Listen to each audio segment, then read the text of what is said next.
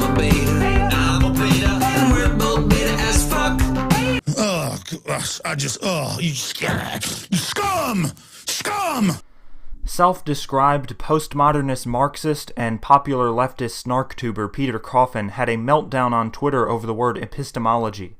Peter Coffin got his degree in critical post-colonial oppression narratives, also known as white people are bad studies. He thinks the word epistemology is useless and an example of gatekeeping. So he's intimidated by a random intro to philosophy term. Well, let's look at a representative sample of how postmodern leftist academics write.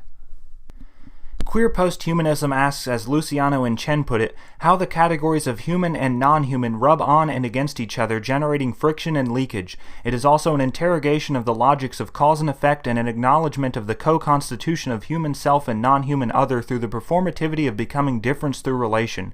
Karen Barad writes that phenomena are entanglements of space-time matter, which Mel Chen has called a process of co-substancing open to its own self-annihilation through classificatory metamorphosis.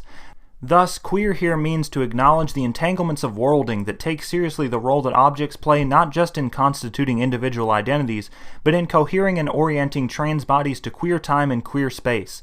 In this article, we want to reframe feminist work on domesticities by asking what it would mean to think about domestic objects and home dwellers as entangled together as queer domestic assemblages producing everyday queer temporalities within trans homes. So, for Peter Coffin, this impenetrable mess of word salad is totally unobjectionable, but the word epistemology is gatekeeping.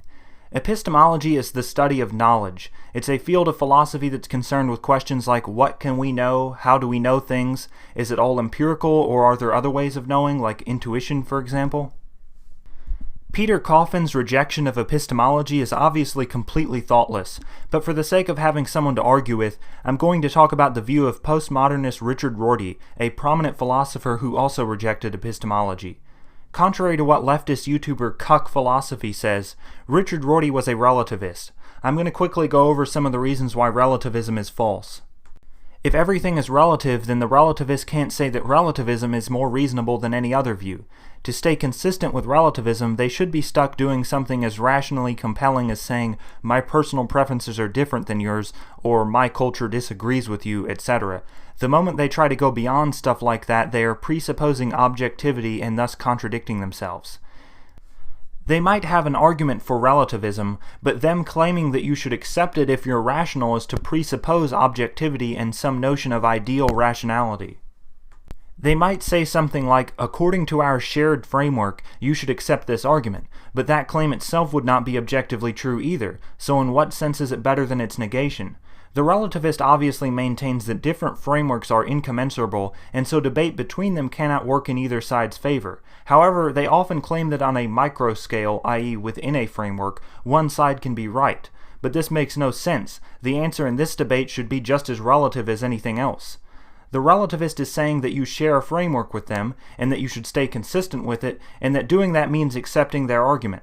Well, you can just deny all of that. In fact, it's totally legitimate to debate the relativist by acting like the argument clinic guy from Monty Python. No, this isn't an argument. Yes, it is. No, it isn't. It's just contradiction. No, it isn't. Yes, it is. It is not. It is. You just contradicted me. No, I didn't. Oh, you did. No. You did just then. No, nonsense. Oh, look, this is futile. No, it isn't.